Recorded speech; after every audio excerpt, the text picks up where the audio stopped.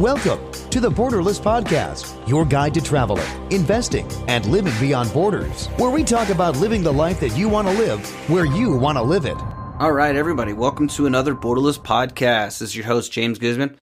Thanks for joining me, as always. What a couple weeks or so it's been, right? There's been a lot of storms going on. That's been at the top of the news cycle here. Just recently we had Puerto Rico, and even here close to me in Mexico was hit. Pretty devastating stuff. I'm sure everybody's seen the videos. I did want to mention that because I have launched a GoFundMe, and I'm actually going to be going there. I'm going to Puebla, and I'm going to have some people with me. We're going to pick up some supplies that they're having trouble with getting there, and we're just going to be driving right in there with the truck and helping them for a little while and bringing some stuff. So it should be a great thing to do. I had a guy that was able to match all the first $1,000, but he's already done that, so no more matching. But if you would like to help us out, that would be great. You can just, it's pinned at the top of the Borderless Podcast Facebook page, also on my Facebook page, and I'll add it in the blog post for this. So if you want to know about stuff like this, which you do, please go to borderlessblog.com and get on the email list. That is where I put out stuff as soon as it happens, where I really let people in the audience know about things that will be good for you, whether they're discounts, whether they're things that are time sensitive, etc. So please do go to borderlessblog.com and join the mailing list. So how is everybody doing? I hope that everybody has been finding their own niche and having success in what they're doing. We go over a lot of different options on the podcast. Today we're going to talk about real estate. I've only had 2 or 3 other ones, and I think that it's a really good option for people that are looking at getting out of the rat race. One of the best ones I've had is Jason Hartman. Always loved talking to him. Follow him a lot if you're looking for cash flow real estate in the United States. He's a great guy to follow. And today we're going to talk to another guy that has been successful in that arena. What I also want to talk about is, sometimes how we get sidetracked. I know for me, every once in a while it comes back into my head where I think, man, how much money I would be making, just, strictly dollars and cents, the bottom line, if I would have stayed, say, in the Navy, or if out of college I would have went and got a corporate job. It's hard to say, but, probably I would be making a higher amount salary each month. And so, sometimes when you think about that and, it's like, man, maybe you start doubting yourself. But, the thing is that there's so much more that I can do with my life now. And I have to remember that is that, the grass is always greener on the other side, right? I could not live at such the low expenses that I pay now. It's really ridiculous when you cut out all of the bills and the car driving back and forth, the maintenance, the gas, the insurance, all the things that you have to do and buy, and all the hassle that you have to put up with, all the taxes that you have to pay. So really that big number that looks like it's coming in is really not as big. And if you're doing something more entrepreneurial, it's almost like the money that you are making is just so much, it's just exponentially better. It's exponentially, more useful. And you can, you being able to do what you want to on a day-to-day basis just makes your life that much better. And it's really hard to quantify it. It's something that, like I said, sometimes it'll pop into your head. Man, what if I had maybe I could have $150,000 a year job right now and not even be working so hard. A lot of these jobs, paper pusher jobs, they don't even do too much. But and I'm over here, working hard and not sure when, there's no sure amount that I'll make each month. So, it's definitely not the most risk averse thing to do, right? I think that it was Nasib Taleb who said that carbohydrates, heroin, and a salary are the 3 most addictive things in this world. So I know that it's hard to think outside the box and that type of thing, but anyways, I just wanted to put that out there. All right, so I do have another review here, and that is from a person that I have no idea how to pronounce their name, Kabadbizas, something like that. And anyways, it says, interesting guests. I'm happy to see that James is back to podcasting and making new episodes. The guests he features on each episode are diverse, interesting, and informative. All right, thank you very much. And always remember, if you want me to read your review, then go ahead and put that on there, and I will read that on the next podcast. So, back to the guest here. Today I have on Jordan Stanley Payne, and he's a young guy, and he got into real estate and very quickly became successful and acquired millions of dollars worth of property. Then he went on to start a membership type of a website and deal there that he's been successful at. And so I thought it was really interesting. He's been really motivated, and the way that he's done it, I thought was great. And we talk about some different types of financing and, getting into real estate without any money down, which is what he recommends, what he likes to do. And you just got to be creative. And so we talk about some of the ways that he is creative, how he finds deals. So I hope you enjoy our conversation. And if you want to find out more about what he's doing, go to thekingdomrealestate.com. All right. Well, that is it for the introduction. So here we go. Borderless. All right, everybody. Welcome to the Borderless podcast. Today I'm talking to Jordan Payne, and he is a real estate investor, and he's been pretty successful with it. And I saw that he came down here. I saw on some forums that he was traveling a bit, kind of near where I am, and started to look at his profile and talk to him, and he's been doing pretty well with real estate. So I thought I'd talk to him about how he was able to do that. He's also created a successful membership subscription model-based thing, and it's working very well for him. And so thanks for joining us today, Jordan. Thanks for having me. All right, no problem. If you don't mind, can you tell us a little bit about your background and how you got to where you are today? So I started in business when I was 19. I had done some traveling. I was in South America for a little while, and when I came back to the United States, I really had no clue what I wanted to do. My mom and dad were in business, so I approached my dad and said, hey, I want to get involved. And about a week later, he bought a company that he had me run. So as a 19-year-old kid, that's kind of where I was, and we did that for a couple years, and I kind of switched gears a little bit. Started in corporate America doing some management training and kind of getting involved in that. And to be honest with you, James, I hated it. I hated every bit of it. Mm-hmm. About that time is kind of when I started getting interested in real estate and reading some of the books that are pretty popular out there, like Rich Dad, Poor Dad and The Richest Man in Babylon. And it really piqued an interest that kind of was confirming what I had known all along, that I was not meant to be, a 9-to-5er. Right. So I kind of dove into, stuff online, some different forums, YouTube, kind of gathering some more information, and decided that it was a good path for me. Okay. And it didn't sound like you were in real estate very long before you'd already gotten, a good amount of deals under your belt and stuff like that. Right now, what are some of the numbers? What are you working with now so people can get an idea of, how quickly you were able to get moving in the real estate and online marketing world? So I am almost at the 3-year mark. In the past 3 years, we've built a multi-million-dollar portfolio in Montana and in Wyoming. And our little claim to fame is we've done that using none of our own money. Mm-hmm. That's normally when people want to get started in business or in real estate, they think that, man, I need $100,000 in the bank or money for a down payment. We've really gone the opposite route and gotten extremely creative because we didn't have a lot of money when we started. So I was doing wholesaling when I first started. For those of you that don't know, that's just the process of basically flipping a contract. I did that for about 10 months and realized that every great deal that I found, I was giving away to somebody else. So just about 3 years ago, we started buying and holding rental properties. Okay. And what kind of a portfolio do you have now? So it's pretty mixed. We've got quite a few units. I typically don't give specific numbers on that, but okay.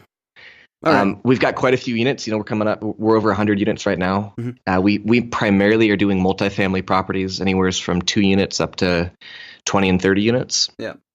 All right, great. Yeah, I really want to talk about the creative finance thing because I think that's the most interesting thing. And, a lot of people, that they think that it takes money to make money, that, they're not in the right position to be able to, do something more entrepreneurial or invest their money in these types of things. It holds them back for a long time. They think they need to save up money, and then it just never, something else comes up and, they have a kid or something like that and they never get started. But actually, there's so many different techniques and stuff that you can use to get into it. Maybe as an example, we could use the first one I saw on your ebook that you had on your website. You gave the example of your first deal when you didn't put any money into the deal, and that worked out well for you. So that might be a good example for someone that's just starting out. What did that look like for you? Your very first deal? So my very first deal is a very unorthodox deal. That one I actually did use my own money very short term, about 7 days. Mm-hmm. So, I mean, James, like we said, a lot of people really believe that, I need to save up 20%. I need to have good credit. I need to be bankable. I need to have a banking relationship. And that's all that they know. Even a lot of real estate agents, that's kind of what they focus on and what their clients focus on. But, as a lot of us know, not everybody has great credit. Not everybody has the option to get a bank loan or has the money to do so. So when I was very first starting out trying to find some rental properties, I had no clue what I was doing. So we were looking, like on Craigslist and Zillow and some other online forums, looking for something. And I came across a single family house that seemed to be a good deal. It was a 4-bedroom, 2-bath. They were asking $40,000 for it. It was rentable. And I kind of scrounged together, the down payment for that. And I actually did use a bank on this one. I'm normally one that kind of preaches against the bank thing, but I actually did use a bank on this one. I put down $6,000 and was financing it with a bank. The creative side of what we did on that deal, though, which is what I really want to share with you, mm-hmm. We sold that on owner finance 7 days later for $10,000 down. So we had bought it for $30,000. We'd put $6,000 down with the bank.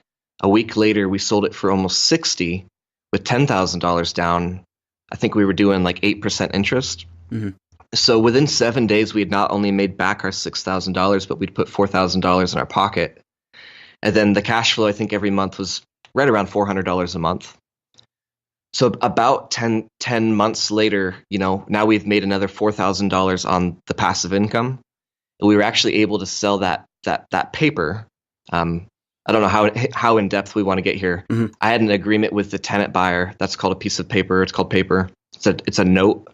I sold that note, and after I paid the bank off, we put another, I think, $20,000 in our pocket. Mm-hmm.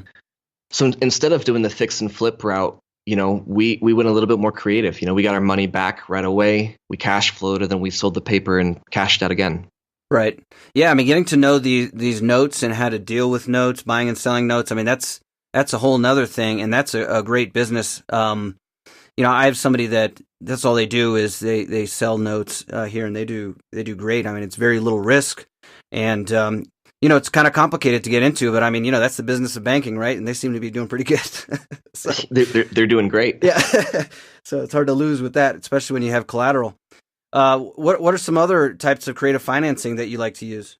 So I kind of go in this order. I like to do a lease option. And these are all people that I have found that have some sort of a problem that I can come in and help solve. So these aren't just regular people that are selling full retail. These are people that have gone through like a divorce. Mm-hmm. There's a death in the family. They've got back taxes. They got, a pre-foreclosure. So I love to do lease option. Lease option typically does not require a down payment. And that's simply, I'll lease this property for $1,000 a month. Give me the option to buy it outright within a couple years. So we like to do that one. We really like to do just straight up owner financing. Instead of using a bank, we like to use the seller as the bank. Give them a down payment, make principal and interest payments to those guys. A lot of tired landlords like to go that route because they don't have to deal with the maintenance. We kind of take that on with our team. Mm-hmm. That's a good one. Another one that we talk about a lot is subject to. You're making an offer to somebody subject to the existing bank debt that they already have. So call it, maybe they have a $500 mortgage. We're essentially paying that for them and giving them an extra $200, $300, $400, $500 a month. So those are kind of the primary ones that we did primarily when we were first starting. Like I said, I didn't have great credit. I didn't have a lot of money, but I was very motivated to make it happen. I wanted to be financially free. I wanted to get out of the rat race. And in my mind, real estate was one of the best routes to go. Yeah, absolutely. So when you were when you realized you wanted to do real estate, I'm sure that you took some time to learn as much as you could about it before jumping in. How did you do that? How did you learn all the terms and the technical aspects of real estate? So when I was still at my corporate job, I specifically did one shift over the other because I had more kind of downtime, and I was doing the YouTube stuff and the Google, and I was joining different Facebook groups that were, talking about some of these aspects of real estate that I wanted to get involved in. I did end up hiring a personal coach that was very successful in real estate. And I was with him for about, I don't know, probably 10 months or so. Mm-hmm. He was kind of doing the wholesale thing, and I really wanted to move over to the buy and hold thing. So was that one that you found on your own, or was that like a Rich Dad coach or something like that? He was a local guy in my market. Okay. I think I was probably on Google and was typing in, real estate investors in a specific area, and he popped up. So you could say it's a mentor, no? Yep. He was a mentor and a coach, and kind of helped me get through my, my first 20, 30 deals or so. Mm-hmm. But I can attribute most of my learning curve to just getting out there and just taking action. Right. I knew that I wasn't going to get everything right. I knew that I was going to make a mistake. I knew that it was possible that I could maybe lose a couple bucks here or there. But by just getting out there and being willing to just take action, I learned a lot, man, through trial and fire. Mm-hmm. And it sounds like you started around your area, maybe not right next to where you were, but in your area in Montana, right? I mean, you weren't like buying stuff in other states and things like that, right? No, you're right. Yeah. It's good to start with kind of familiar markets. And yeah, so that's good. I think that there's all kinds of local real estate, meetups and things like that. Another one is the cash flow games. I always find that to be fun. If you don't know anybody in a city or something like that, are there any other types of like meetups or things that if people do want to network that you'd recommend they go to meet people, like-minded people like that to learn? But I think you nailed it. Meetup.com has a lot of great resources. I love that you said cash flow. That's a great game. A lot of our people are hosting their own cash flow events, and they're meeting other people. They're meeting sellers. They're meeting buyers, and a big one is they're meeting a lot of people with private money. Mm-hmm. Kind of going back to the thing. Well, I'm not bankable. Well, there's other solutions for you. So a lot of people that I'm seeing that are doing the cash flow games are meeting people that have private money. People that want to invest that maybe they don't have enough time, maybe they don't have the resources, but they've got some money and they're open to having that conversation. Yeah. All right. Yeah. No, I think that's great. I was actually helping with organize a cash flow game in Dallas in the short amount of time that I've been in the United States for the last 10 years. But yeah, it's always great. And you meet great people. Everybody's looking at improving themselves, improving their knowledge, and it's always great to network with people like that. So I also wanted to ask you about the deals themselves, because, a lot of people are, they think, oh, well, you're never going to run across a deal that good, once in a lifetime. And, the person just lucked out on finding that specific deal that made it, a good deal, because, we all know that we make money just as much on the buying end of it as on the selling end of it, of your deal, right? You want to make sure to get a good price when you're buying something, find a good deal. So what are the steps that you go through, or how do you go about finding deals? I can tell you this: deals are created, mm-hmm. They're not found. So if you're spending all of your time trying to find something, in my experience, you're going to struggle. What allows a lot of the people that have gotten to a very, very high level in the real estate world is they know how to create a deal. So yeah, we can go into that more, but as far as finding people, I only focus on people that I feel like I can help, I can add value to, and we can create a win-win. Most of the things that I do are not on the market. They're not listed with a real estate agent. So I'm not scouring through the MLS. I'm not looking at like Zillow, listed stuff, or Trulia, or any of those other websites. I'm out in the marketplace. I'm meeting people. I'm networking with people. If I see a multifamily property that I don't own, I'll find out who owns it and I'll go talk to them. Yeah. We just did a marketing campaign a couple weeks ago, and every person that owned a multifamily property in our market has heard from us. And it's not complicated. It's not flashy. Like, we don't have a website. I barely have business cards. It's really, really simple. I'm looking to buy properties. I noticed that you own a property. Do you have any interest in meeting me for lunch and talking about it? Mm-hmm. So, that's a little bit unorthodox. Do I have real estate agents on my team? Sure.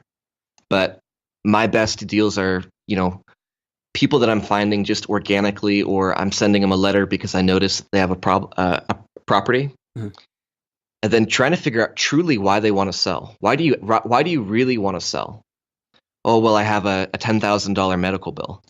Okay, so their problem isn't necessarily that they need to sell. It's because it's that they have a medical bill. These are just random examples, but these are people that I feel like I can come in and I can help solve their problem for them. When I do that, I get a great deal. They get taken care of, and it's a win-win. Yeah, that's great. So as far as mailers, have you had success with that? I mean, I know I've tried that in the past, and you spend a lot of kind of money on it and you don't get a very good return. Have you been able to be successful with mailing out those types of things to find good deals? In my market, no. As far as like purchasing a list online, like there's a lot of different websites where you can go in and buy a list, and some of them will even send out a postcard for you. The kind of mailer that I'm having success with is it's an organic mailer that we're building it ourselves. If I'm driving to one of my properties, I'm writing down the address of all the multifamily properties on the way. We've got some college kids and some high school kids that, we call them bird dogs. They'll ride their bike or their car down a neighborhood and they'll look for, properties that seem to be vacant, boarded up. So I'm really not focusing on purchasing a list online. James, you probably know this as well as I do.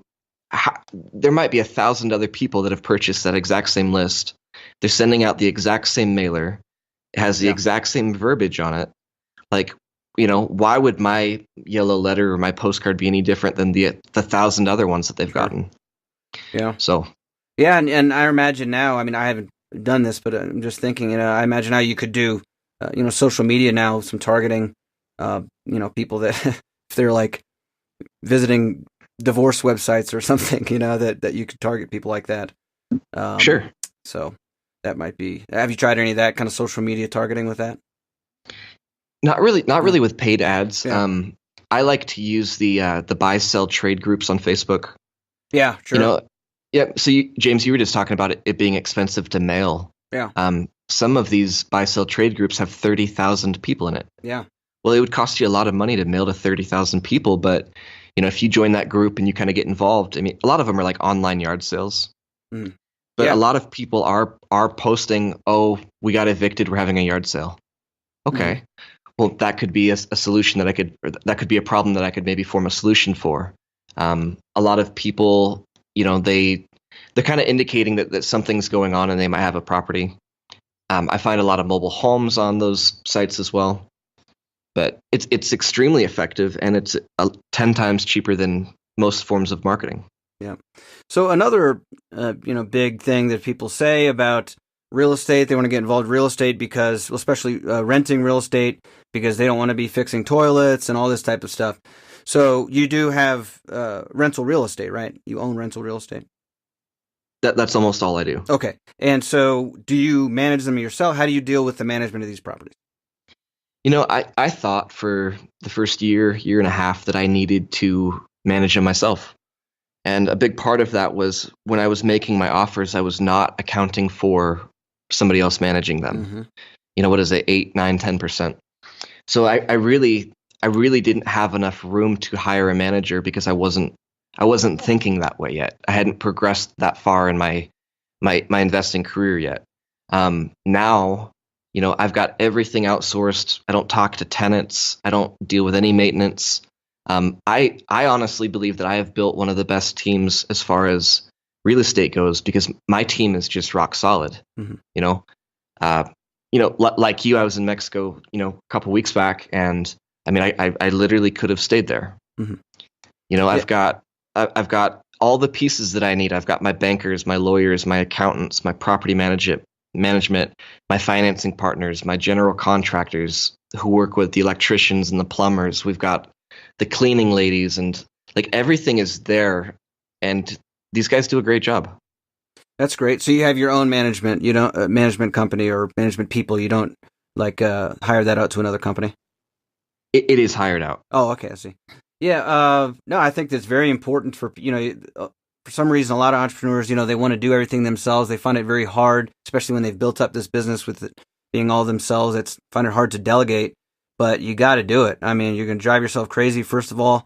And second of all, you want to be scalable. It's not a business if you're working your ass off every day. So I definitely agree with that. And so I wanted to talk a little bit about the team that you've put together. Maybe we could go over some of the positions that you think is necessary for people to set up a team and how you go about finding those people. Sure. And just to touch on what you were just saying, I mean, most people, at least for me and probably for you, James, we don't want to own a job. Right. I've done the 40, 50 hour a week thing, when I wanted to get into real estate because I wanted truly passive income that did not require me to be there. A huge part of that has been my team. So a lot of people, especially if they are new, they somehow think that they're just going to wake up and they're going to have all of these people on their team day one. And that's just not how it goes. When I was first starting, as I started to build my portfolio, it was just me and my business partner. That was the team, and our wives would come help us every once in a while. But I was finding the deals, I was painting them, I was finding tenants. Like I was doing everything by myself. And as you just mentioned, that is not a scalable business. So as we grew, we started to realize, okay, we really need somebody that can help with like the maintenance stuff. So after looking for a while, after going through a couple people that did not fit, we finally found the guy that is now, our general contractor. That was the very first team member that I felt that I needed, that I had found. As we said, property management came down the line. In my opinion, it took me a little bit too long to figure that out. I wish I would have figured that out earlier. And then playing this game, you're going to have evictions. You need somebody that understands like the legal process for evicting a tenant if you need to, or if you get into a lawsuit of some sort. Our insurance guys have been a big part of our team. Man, there's a bunch more. We've got our bankers, we've got our private money lenders, we've got just a lot of people that we have found, and we built the team as we went. Like I wasn't waiting to have all of these people before I started. I just started and figured it out as I went and said, okay, this is what I need now. And then a couple months down the road, I was like, okay, now I'm missing this piece. And we did that enough times where we're completely removed from the business now. Mm-hmm. We've got people making offers on our behalf. We've been teaching people our criteria. So even as far as like finding deals and putting deals together, we've, for the most part, been able to outsource that as well. That's great. And that's where you're truly free. Absolutely. Yeah, no, that's really good, and congratulations on doing that. So you are you concentrating a lot of your energy still on real estate? Are you moving on to other things, or what's in it for you now? What are you looking to do? Over the course of the past, 5-6 years, I've done a lot of different business stuff. Primarily when I started with my mom and dad, we had a freight brokerage that is still in existence today. We had a distribution company that was doing, servicing gas stations and like Albertsons and Walmart and stuff like that. I got into a partnership on a car dealership. Again, it's completely outsourced. I'm just kind of a silent partner on that. As we were mentioning before we started this, I've been doing a lot of the online mentorship stuff, which I really enjoy. I think a big part of what everyone wants to be free, right? Mm-hmm. But people, I don't know about you, but like if you're completely free, you can get really bored. Right. You've got to have something that interests you, or that, a hobby or something that you enjoy doing. For me, that is buying businesses. Right. And that is mentoring people and helping other people kind of get to where I've gotten to. Okay. Yeah, no, that's great. And I wanted to talk about that, your mentorship and stuff like that, because, that's another way that people, if they want to escape the rat race, if they want to live in different places and this type of thing, create cash flow for themselves. I've noticed that one of the paths that people take is, they're successful in whatever X market, and then they have a, membership group or mentorship and this type of thing. And that's, a lot of times that becomes very successful and very lucrative as well. So, I see that you have the Kingdom Platinum Real Estate Investment Network.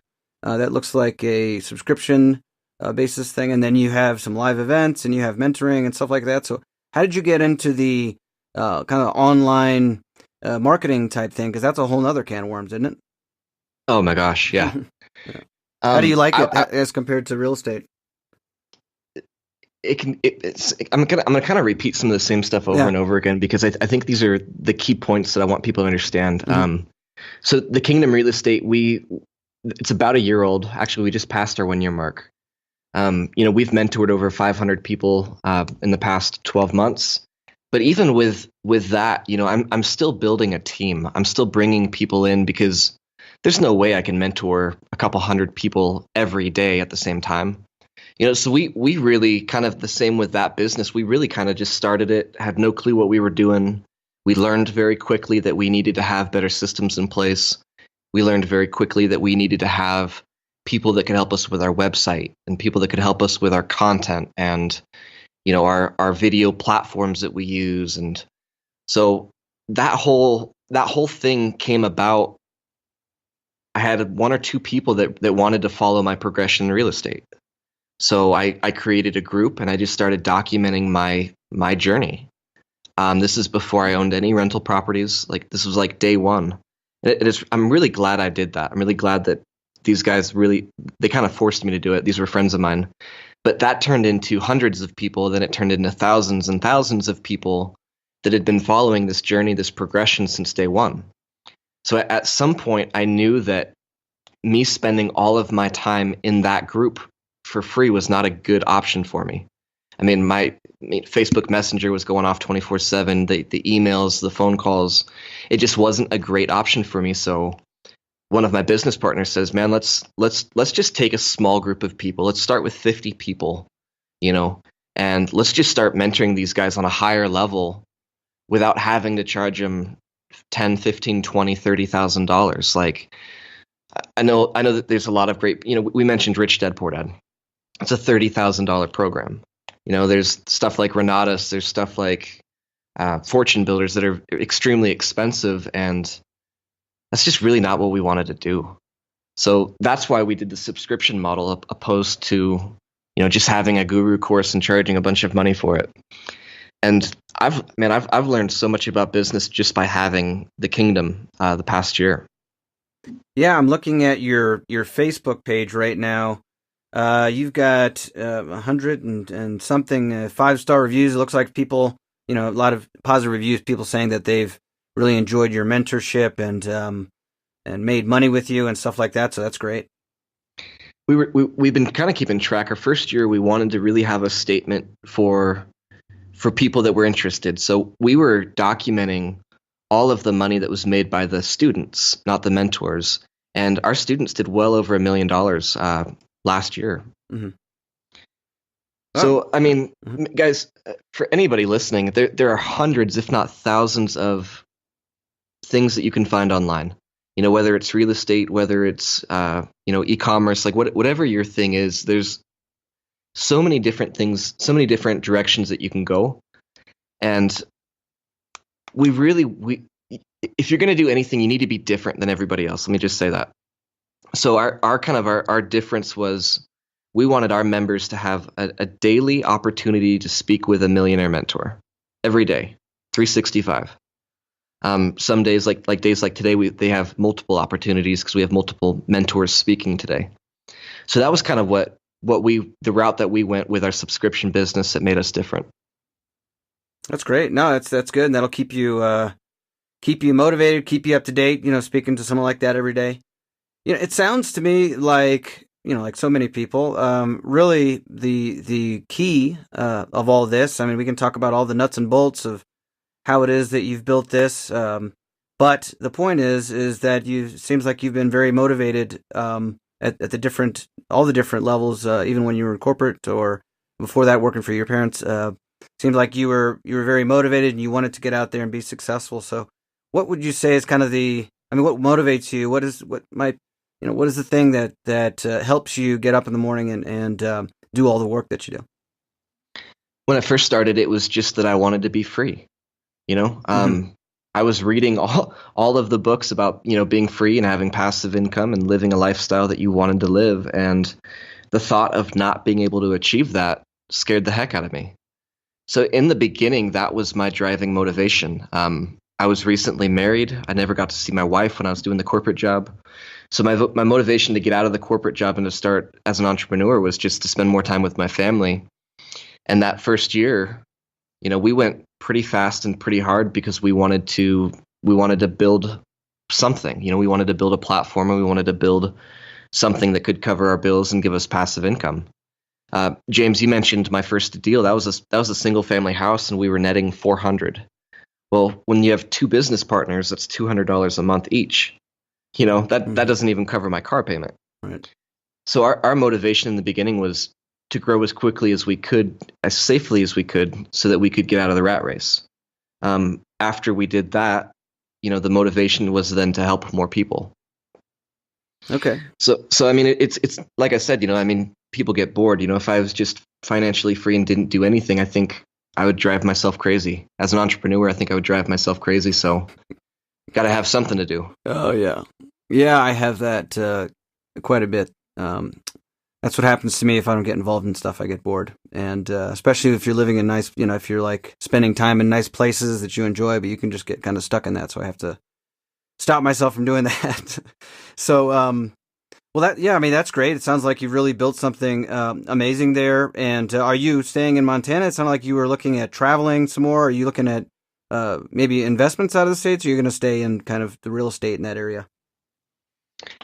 I'm not sure. I think we are going to be moving, at least for a permanent residence here pretty soon. Mm-hmm. Exactly where, I'm not sure yet, but definitely want to be traveling. I'm in kind of a unique spot right now where I've got different students or different connections, like in every state and several countries. Mm.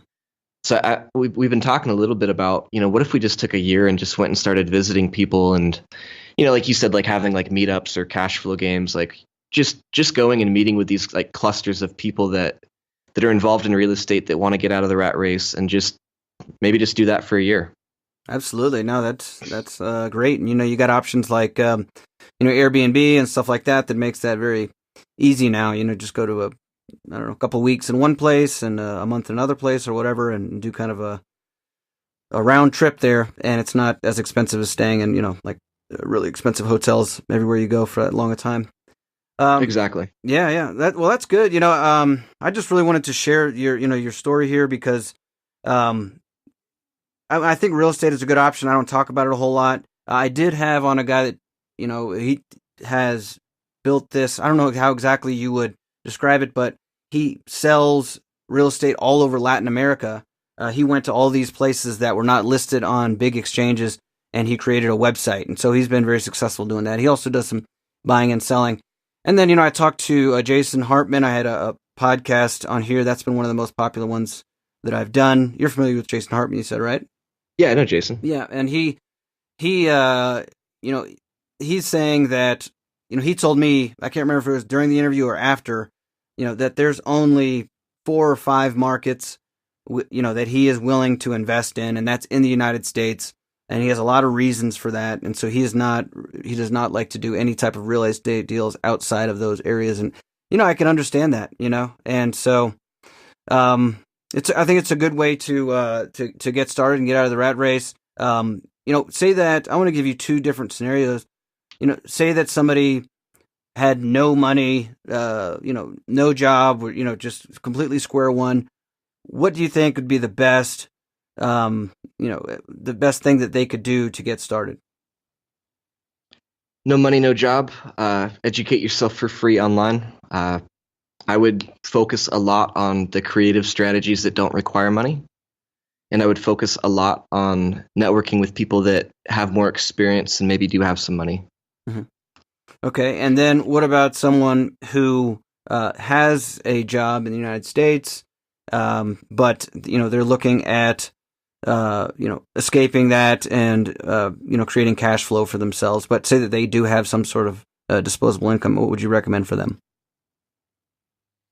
I'm still a big fan of the creative solutions. If you've got a lot of money in the bank, if you're doing pretty well, yes, you can use that.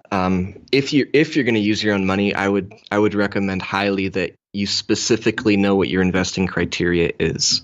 Right. If your criteria is I just want to make passive income, well, that can mean something completely different to different people. So I would have a very specific investing idea and a very specific goal, a very specific criteria. And I would just focus on replacing your income that you're making at your job. If you're bringing in $4,000, have that as your first goal, and don't be afraid to take a couple steps to get there. Right. And, I think that also going to, a group like yours, or having somebody that knows what they're doing, if you have a little bit of money, I think that that's money well invested to be able to have somebody that can keep you accountable, that knows what they're talking about. And I think what you were just pretty much boiled down was, having goals, having, a direction and a specific goal that you want at a certain time period. And that would be the way to go. Don't you think? Yes. Yeah, absolutely. Right. I want to point something out really, really quick. Sure. We've mentioned a couple different strategies here. Guys, there's a really specific reason why I don't fix and flip and why I don't wholesale anymore. And that reason is that when things happen like the 2007, 2008 crash, when you see all of these investors losing all their money, going bankrupt or having to go through all this stuff, the reason why that was is that they were not investing for a safe long-term plan. So the reason why I'm doing the passive income, I don't sell anything. I hold everything, and I plan on holding everything that I have, for myself, give it to my kids, my grandkids. But when things get shaky in the market, the people that lose are the people that are trying to do the quick stuff, the quick fix and flip. They're banking on appreciation. They're banking on, the market staying the same or getting better. And my whole strategy has been, look, no matter what happens in the market, I want to be able to cash flow on these properties. And when the market does crash and all these people can't get approved for a home loan, they're going to come rent from somebody like me. So it's a very safe, secure, long-term plan. Like, we teach fix and flip and we teach wholesaling and all that other stuff in the kingdom, but our goal is to get people the long-term wealth and the generational wealth, not just, the $5,000 wholesale fee or the $20,000 fix and flip. James, as you know, you can't hand your great grandkids a $20,000 assignment fee that you got, right? But what you can is you can pass on, properties and assets and generational wealth to people. So that's really what we've been focusing on, and really what I've seen in my market, what has allowed me to get free. Right. And a lot of people are worried about a similar thing happening, like you're talking about with the 2008. But, actually, in your position, you would probably, that wouldn't hurt you so much. People still need to rent, right? And, how would you see that scenario playing out for a person like you? Well, I actually looked at my market, at what happened. Like, I was looking at the different rent rates from back then. They were using the different newspapers and stuff. And there was a 0% change in my market when the market crashed. Like, nothing went up, nothing went down. Yes, people couldn't go out and qualify for the loans. Yes, people that were banking on appreciation didn't do very well. But in my game, in the rental and the long-term game, there was no change at all. Nice. All right. Well, there you go. Great. Yeah. So if anybody's interested, he has the Kingdom Platinum Real Estate Investment Network. So definitely go check that out. It's an affordable way to get into a real estate group, and you can have a millionaire mentor talk to you, and plenty of other people that are trying to escape the rat race. So it sounds like a lot of people have been successful with that. So thanks a lot for letting us know about all that, and please stay in touch. Absolutely. Okay, thanks. Thanks for joining us for the Borderless Podcast, traveling, investing, and living beyond borders.